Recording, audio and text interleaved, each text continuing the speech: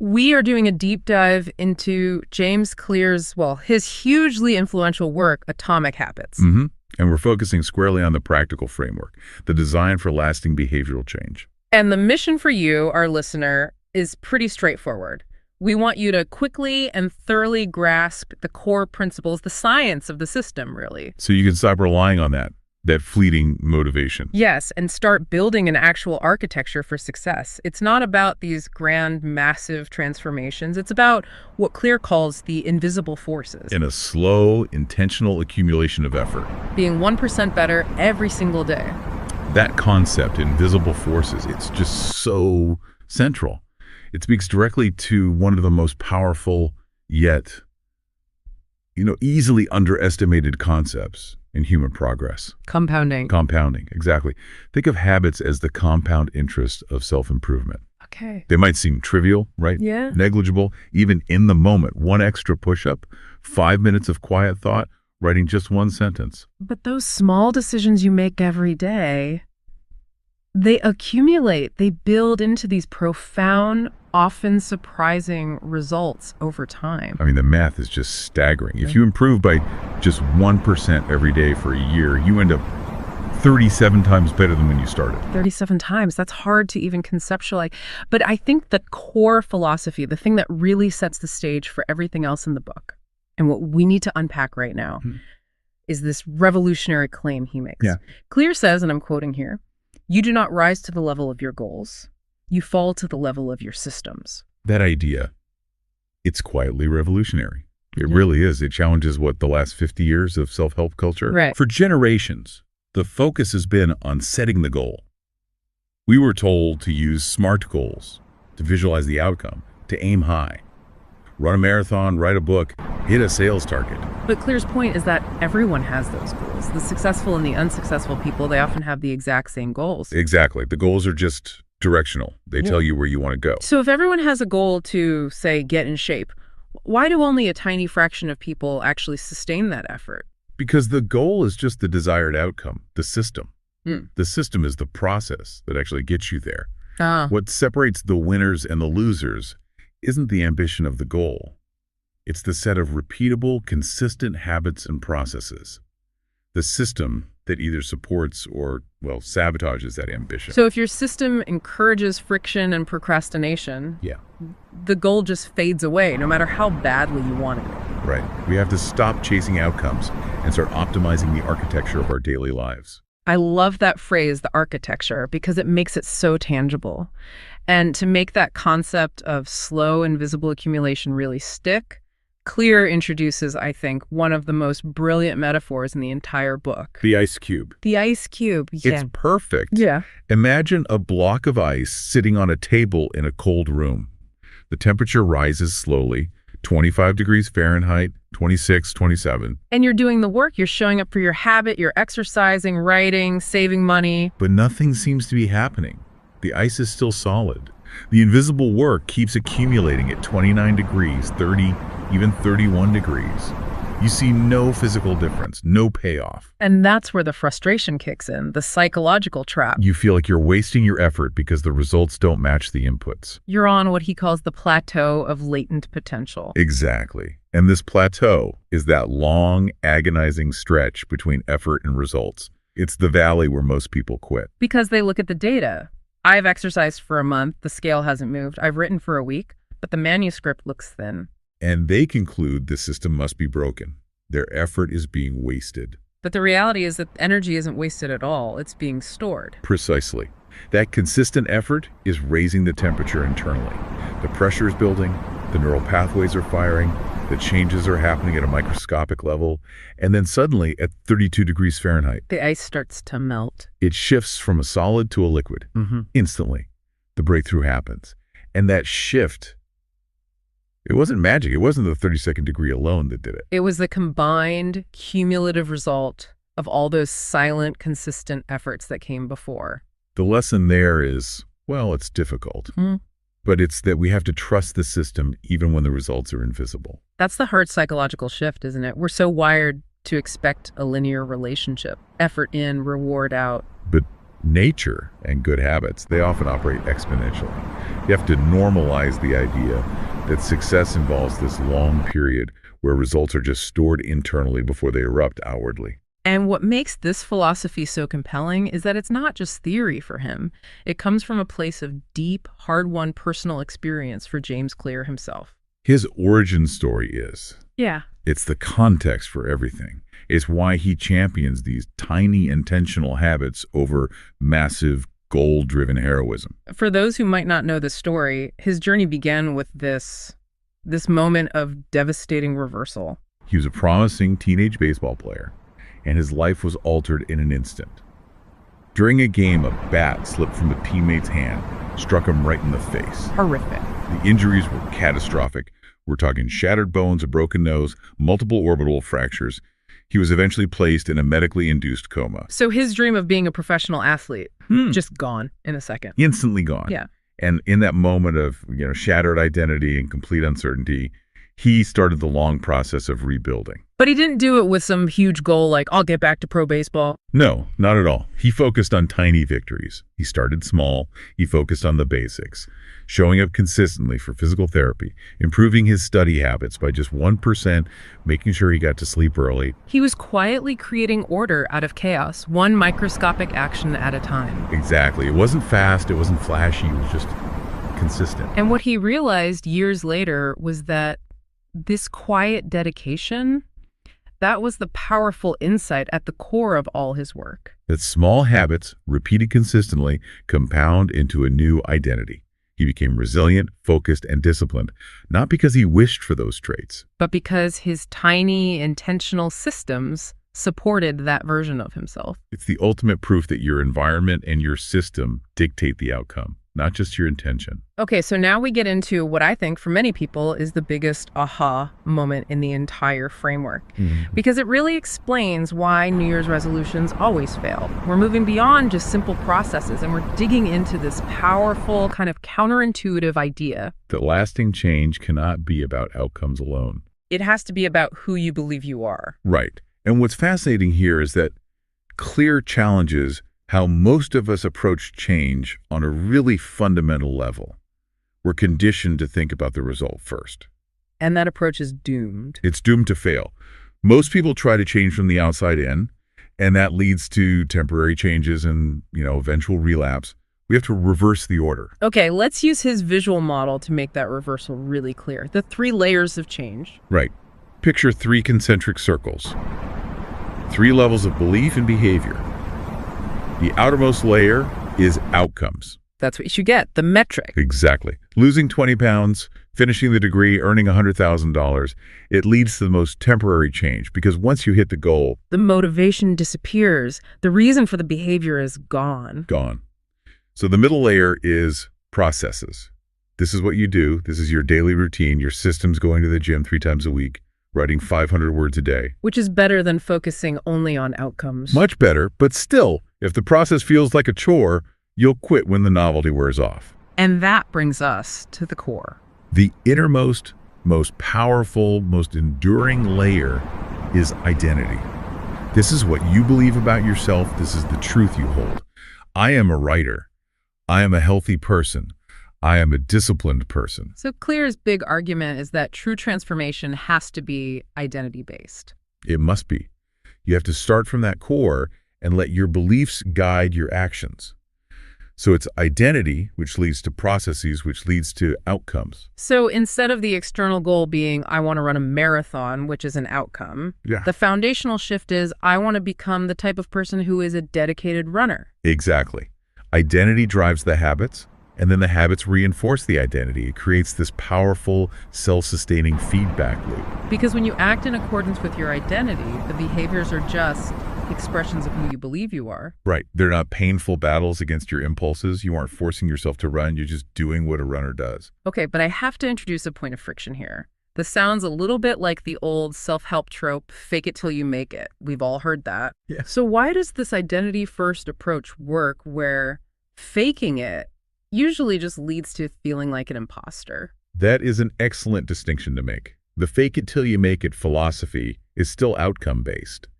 It implies that you're performing a role, pretending, until the external results catch up. The identity stays hollow. Right. Clear's approach, though, it's performance-based. It says, prove it to yourself with small, consistent actions until the belief becomes true. You aren't faking it. You're casting quiet, undeniable votes every single day. The vote metaphor. That's what makes this abstract concept of identity so concrete and actionable. Right. Every single action you take, no matter how tiny, is a vote for the type of person you wish to become. Did you wake up early? That's a vote for being disciplined. Did you read for 10 minutes? A vote for being a lifelong learner. Did you leave your phone charging in the kitchen overnight? That's a vote for being someone who prioritizes deep sleep and presence. And the key realization here is that bad habits also cast votes. Absolutely. If I hit the snooze button 6 times, I'm not just tired, I'm casting 6 votes for being a person who postpones commitment. Precisely. And this is why we shouldn't fear small mistakes. You don't need a unanimous vote to change your identity. You just need a simple majority. So if you've been casting negative votes for years, you can't just wipe that out with one perfect day. No, but you can start shifting the balance today. Your new identity is just a collection of habits where the majority of votes are pointed in the right direction. Let's use the classic smoking example. It illustrates the profound difference between outcome-based resistance and identity-based behavior so well. It's perfect. So consider 2 people who are offered a cigarette. The first person is working from an outcome. They say, "No thanks, I'm trying to quit." That statement just carries so much internal conflict. It suggests they still identify as a smoker who is currently resisting temptation. Exactly. They feel deprivation, willpower exhaustion. Relapse is highly likely the moment stress hits. But the second person, who's made that fundamental identity shift, they reply, "No thanks, I don't smoke." and that's the entire foundational difference. Right. That person's identity has already shifted. They are no longer in a battle of willpower. They're simply stating a fact about their self-image. There's no inner conflict because the action aligns effortlessly with their core belief. They aren't resisting their old self, they're just living their new one. That is so powerful because it solves the central problem of motivation. If I truly believe I am a runner, I don't wake up debating whether I should go for a run. You just know I'm the kind of person who doesn't skip workouts. The debate itself becomes irrelevant. And Clear simplifies this path into a deliberate 2-step process for building these identity-based habits. Okay, step 1. Decide the kind of person you want to be. And this requires real self-reflection, looking past the external goal. You have to ask, who's the type of person that could successfully get the outcome I want? Exactly. If you want to write a book, you have to decide to be a disciplined storyteller, not just someone with a finished manuscript. And then step 2. Prove it to yourself with small wins. Identity isn't declared, it's earned through action.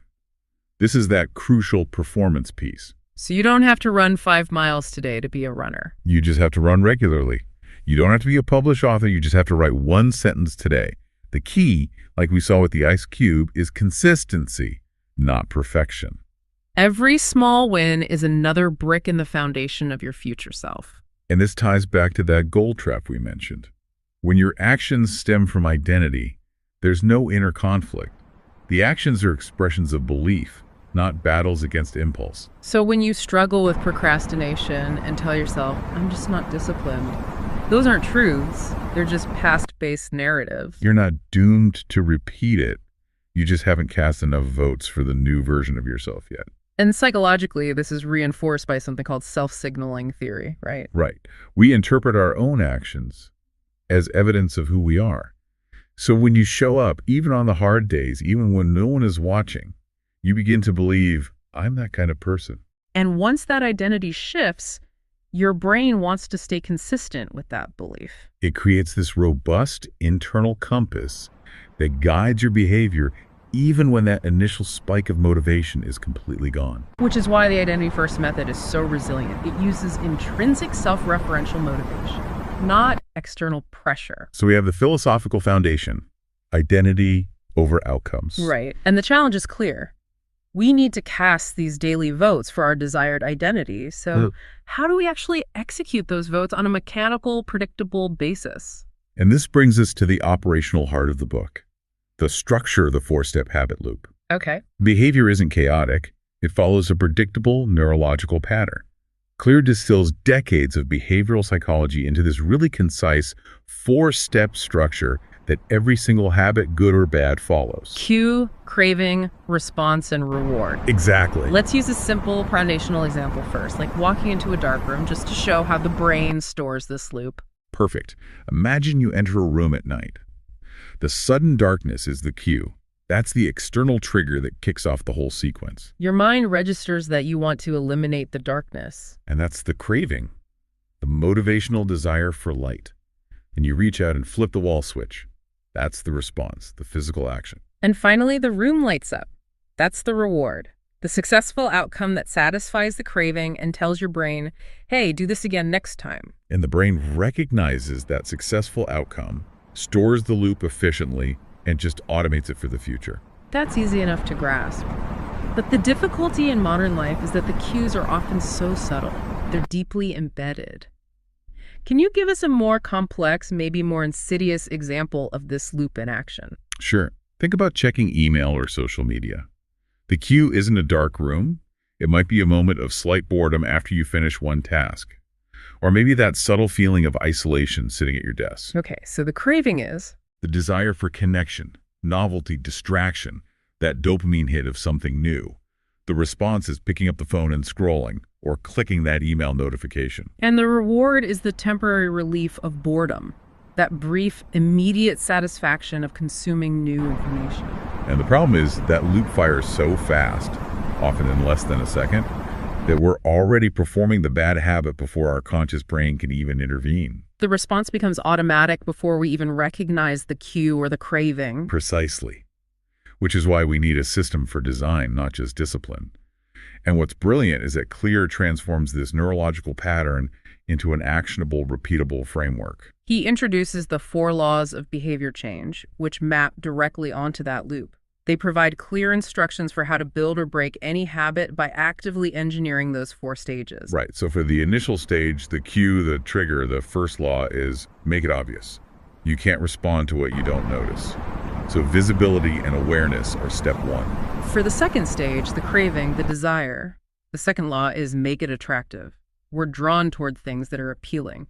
Anticipation is the fuel, so we have to make the habit emotionally desirable. Then for the third stage, the response, the action itself, the law is make it easy. Simplicity always wins over complexity. Reduce the friction and the effort required to almost zero. And for the final stage, the reward, the satisfaction, the 4th law is make it satisfying. Immediate rewards reinforce behavior. That's the mechanism that tells the brain, this was worthwhile, repeat this, and that closes the feedback loop. And crucially, this framework works in reverse if you want to break a bad habit. It's a symmetrical system. Make the cue invisible, the craving unattractive, the response difficult, and the reward unsatisfying. It forces us to see our behavior not as some moral failing, but as a design challenge. Okay, let's dive into the practical application, starting with Law 1. Make it obvious. Clear stresses that the foundation of all change is awareness. Right. Most of our life is run by this unconscious autopilot programming, and that's why we feel like we lack control. That's why we often feel like we're victims of our habits. We're trapped in cycles we don't understand. Clear quotes Carl Jung, who captured this perfectly. He said, until you make the unconscious conscious, it will direct your life, and you will call it fate. We're often the performer of our behavior, not the observer of it. We have to become the observer first. So the first practical tool we need for Law 1 is the habit scorecard. This is the simple act of bringing the invisible into the light. The habit scorecard is deceptively simple, but it's profoundly revealing. The instruction is just: write down every habit you perform in a single day, from the moment you wake up to when you fall asleep. Brushing teeth, checking the weather, making coffee. Checking email, scrolling during commercial breaks. Then you label each one as positive, plus negative, or neutral. And the power of this isn't really the labeling itself, is it? It's the sheer volume of automatic behaviors we discover. We realize that maybe 80% of our day is on autopilot. Absolutely. And the goal is not to shame yourself or judge the habits, is simply to see yourself clearly, without filters. And when you realize you always open the news app right after your morning coffee. Or you always grab a specific snack. when you sit down for the 7 p.m. show. You stop blaming yourself for a lack of willpower, and you start seeing the underlying system of cues that dictates your actions. And once we're aware of those specific cues, we can start using them intentionally to anchor new positive habits. Which leads to the second crucial tool for Law 1, habit stacking. Attaching a new habit to an existing anchored rhythm. This leverages existing momentum beautifully. You're not trying to invent a new routine from scratch, which is cognitively exhausting. You're fitting a new desired action into a structure that already exists and is trusted by your brain. The formula is non-negotiable and precise. After current habit, I will new habit. Let's give some layered examples of that. So in a professional context, after I open my email client in the morning, I will immediately write down my 3 most important tasks for the day. Okay. For help. After I put my plate in the sink following dinner, I will immediately do 20 squats for a creative habit. After I turn off the TV at night, I will read 1 page of a physical book. And this works because your brain already recognizes and trusts that original cue: opening email, clearing the plate, turning off the TV. By sliding a new behavior into that sequence, you accelerate the neural connection. You make the new habit automatic over time. Okay, now let's jump over to Law 3. Make it easy. Because this is where environment design really takes over from the exhaustion of sheer willpower. The core insight here is the law of least effort. This is a fundamental evolutionary truth about human behavior. We naturally gravitate toward the option that requires the least amount of work. And let's be clear, this isn't moral laziness. No, it's evolutionary efficiency. Our brains are hardwired to conserve energy for tasks that require deep thought or, survival. If a good habit requires high effort, we won't do it consistently because there's always an easier option available. And I think the key realization is that the 2 options don't have to be significantly different in effort. A tiny difference in friction is often enough to tip the scale. Precisely. If 2 paths lead to the same reward, we choose the one with the least resistance, even if the difference is minuscule. This is why Clear uses the gardener metaphor. Right. You don't try to motivate a plant to grow. You don't yell at it. You create the right conditions. Optimal light, water, soil, and then you step back. And similarly, your habits don't need force. They need fertile, easy-to-navigate ground. We have to stop trying harder and start designing smarter. Which brings us directly to the friction principle. We need to become architects of our environment. Consciously increase friction for bad habits and aggressively decrease it for good ones. Absolutely. We need to create what Clear calls upstream change. We stop trying to fix the behavior after it started, which is downstream. Instead, we alter the conditions that allow the behavior to happen in the first place. That's upstream. So we manipulate the environment so that the path of least resistance is the positive habit. So what are some good examples of that? A practical environment priming to decrease friction. Well, think about reducing the startup cost. If you want to work out, sleep in your gym clothes or leave your full gym bag right next to the front door. If you want to write daily, keep your laptop open, your Word document up, the coffee ready to go. If you want to eat healthier, pre-chop vegetables and store them at eye level in the fridge. Keep fruit on the kitchen counter, not in a drawer. The goal is to make that first critical step so easy that saying no to the habit just feels illogical. And for increasing friction for bad habits, we introduce a slight but meaningful delay. Yes, often called the 20-second rule. If you want to stop mindless scrolling, you can delete the social media apps from your phone's home screen. That's easy. But a more drastic step is putting your phone in a drawer on the other side of the room. Or even installing a timed lockbox that keeps it out of reach until morning. That tiny 20-second barrier, the need to walk across the room, unlock a drawer, is often enough to allow your conscious brain to kick in and say, wait, is this really what I want to be doing? That slight increase in friction can kill the temptation before it gains any momentum. And that concept links directly to the 2-minute rule. This is the ultimate minimalist tool for reducing friction to the absolute minimum. Scale any new habit down so it takes less than 2 minutes to perform. The 2-minute rule is genius because it completely overcomes the biggest barrier, which is just starting. It neutralizes what Clear calls motion without action. That trap of planning, researching, organizing, or thinking about the habit instead of actually doing it. You don't need a perfect plan. You just need a first step. Okay, but here's where I have to push back a little bit. I worry the 2-minute rule can feel a little patronizing. If my goal is to write a book, surely writing one sentence doesn't feel like I'm making real progress. Doesn't that undermine the idea of hard work and commitment? That's a fair point, but you're confusing the objective of the habit with the objective of the start. The purpose of the 2-minute rule isn't to produce results. It's to establish the identity and the routine. The goal isn't to run a 5K. The 2-minute version is just putting on your running shoes. The goal isn't to read a chapter. The 2-minute version is opening book and reading one page. So the action itself is a gateway habit. It's about mastering the ritual of starting. Exactly. Once the shoes are on or the book is open, momentum kicks in, and the natural flow of the sequence usually carries you forward.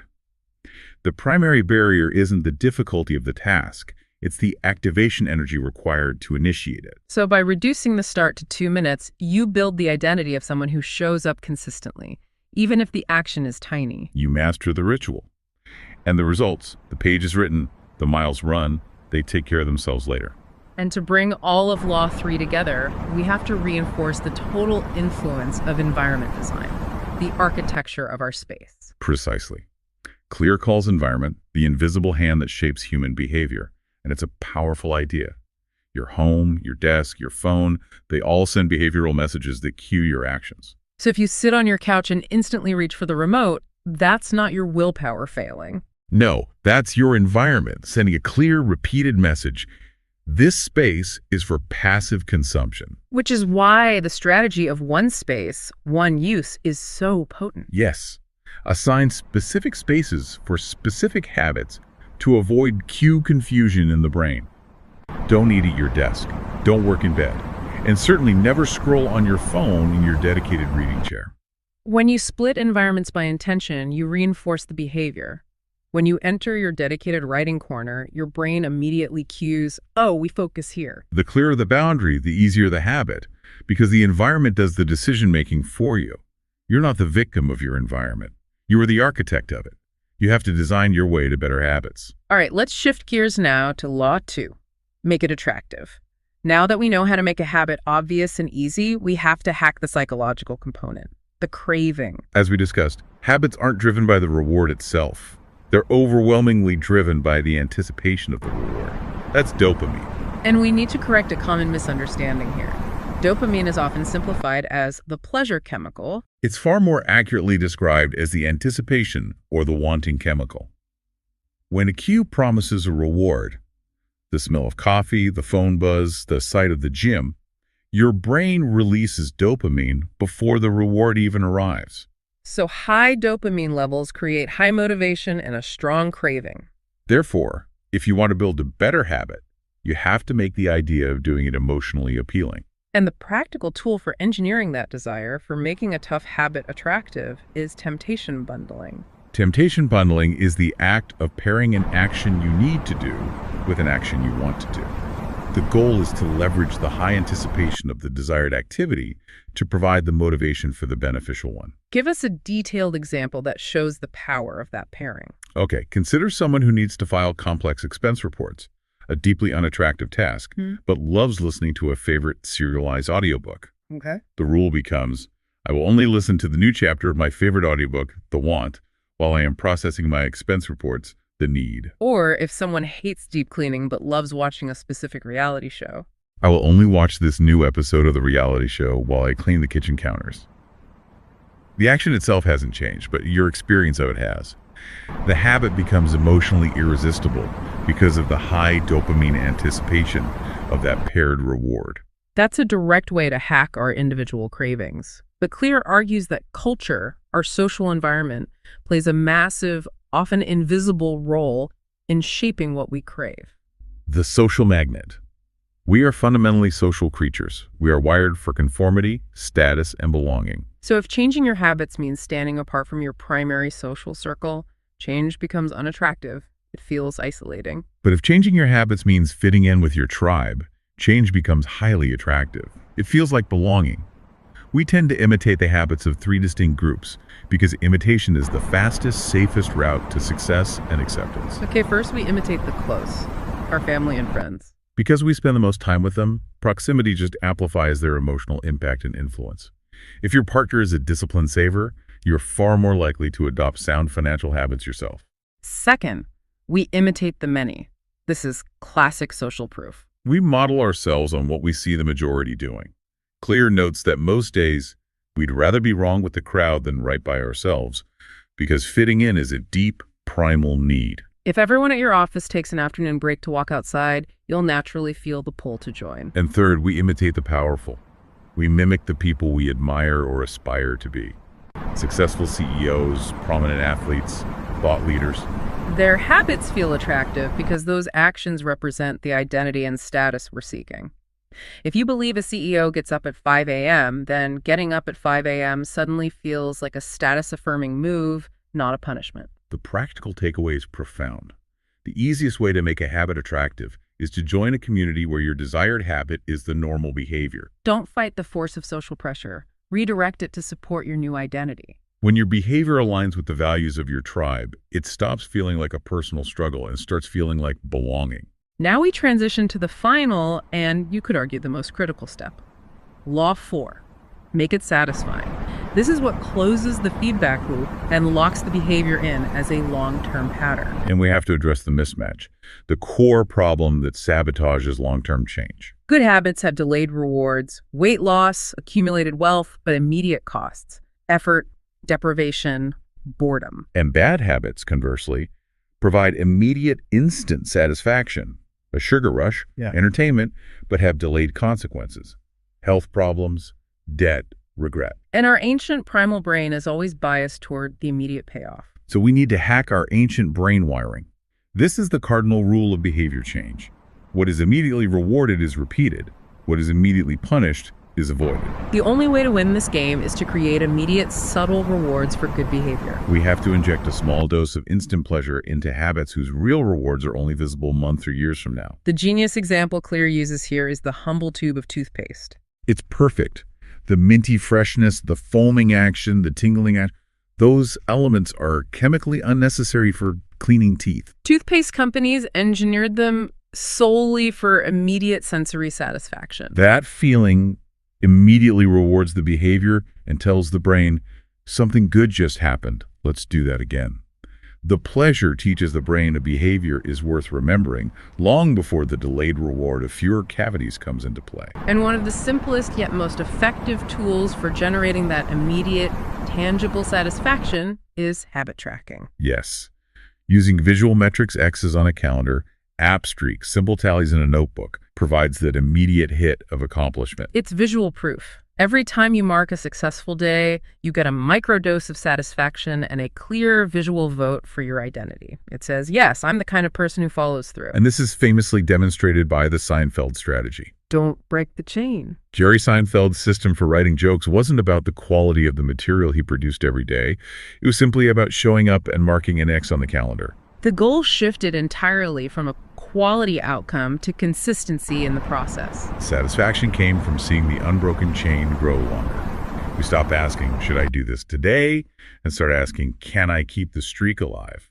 That visual momentum is incredibly powerful. But inevitably life happens. We will miss a day, a sudden illness, an unexpected trip. Which is why the rule for recovering from failure is so vital. The rule is simple and absolute. Never miss twice. Missing once is an accident. It's a lapse. Everyone has lapses. Missing twice, however, that starts a new negative habit, the habit of inconsistency. The power isn't in achieving zero failures. It's in demonstrating how quickly you get back up and return to the system. That quick recovery is highly satisfying because it reinforces the identity of someone who is resilient and reliable. It cements the idea that I'm the kind of person who gets back on track immediately. And finally, to make satisfaction more concrete and at higher stakes, we can use commitment devices and accountability. This means locking in future behavior when your willpower is strong.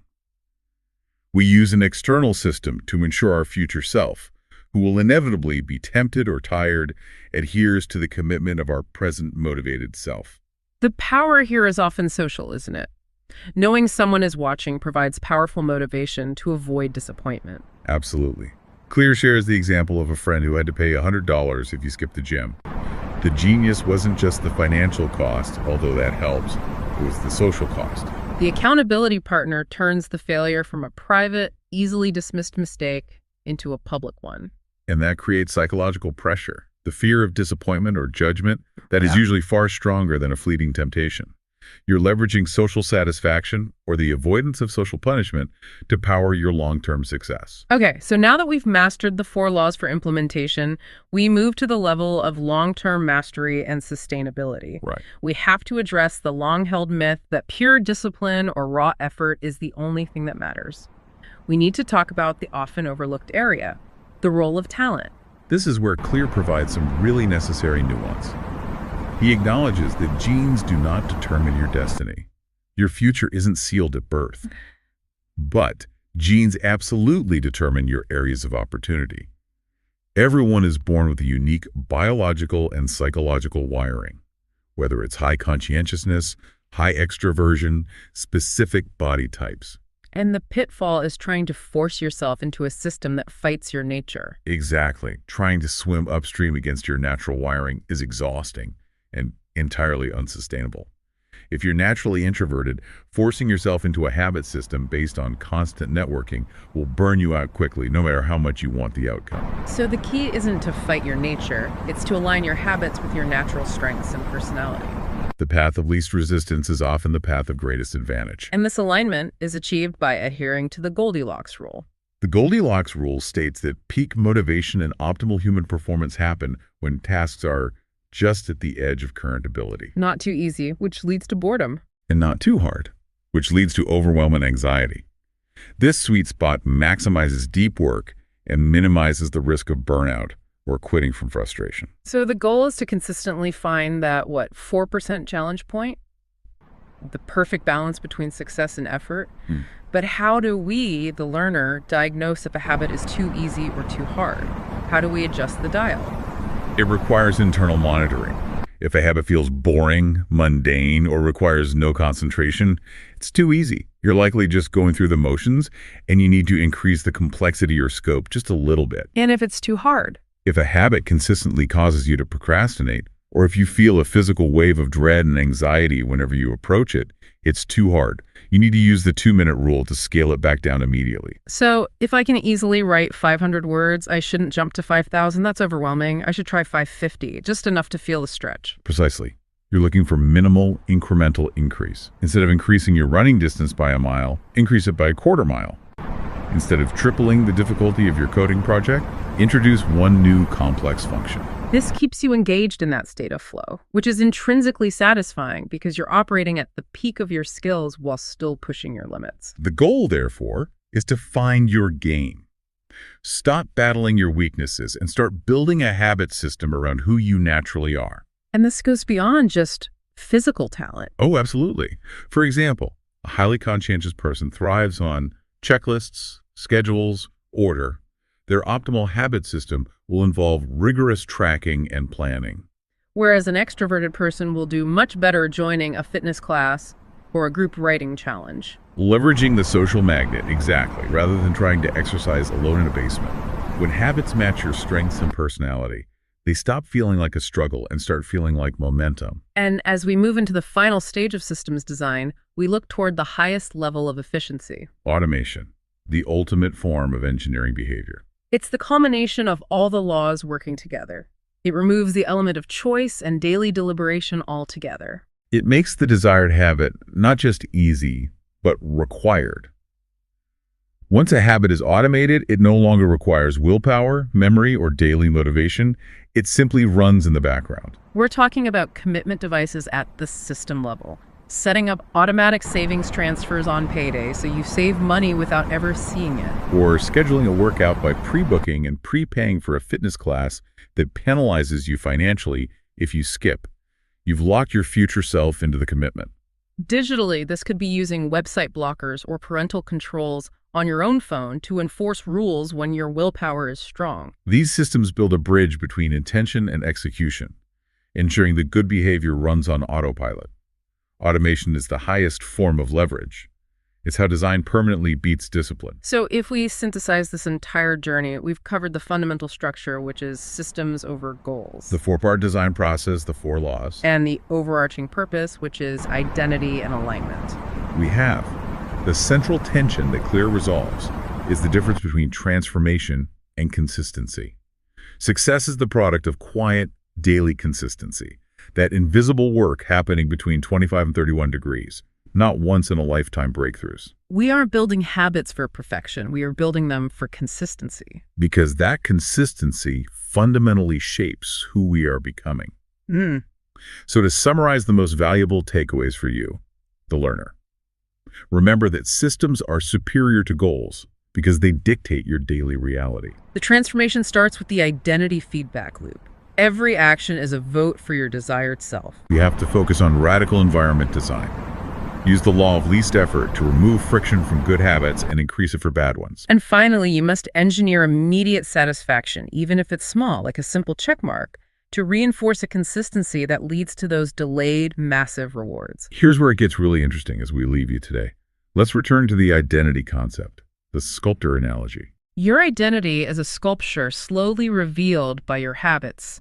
You don't need a grand, overwhelming plan or a single perfect blow to the stone. You just need small, steady chisel strikes every single day. You're not defined by your past failures or your current struggles. You're defined by the direction you're currently traveling. If you change the direction of the system, you inevitably change the destination. So ask yourself directly, if your identity is a process, what small 2-minute vote will you intentionally cast today to prove to yourself who you are becoming? Will it be one push-up, one clean corner in your workspace, one sentence written, or simply setting out your supplies for tomorrow? That direction, that single easy step, is the transformation, not some far-off event. It starts right now.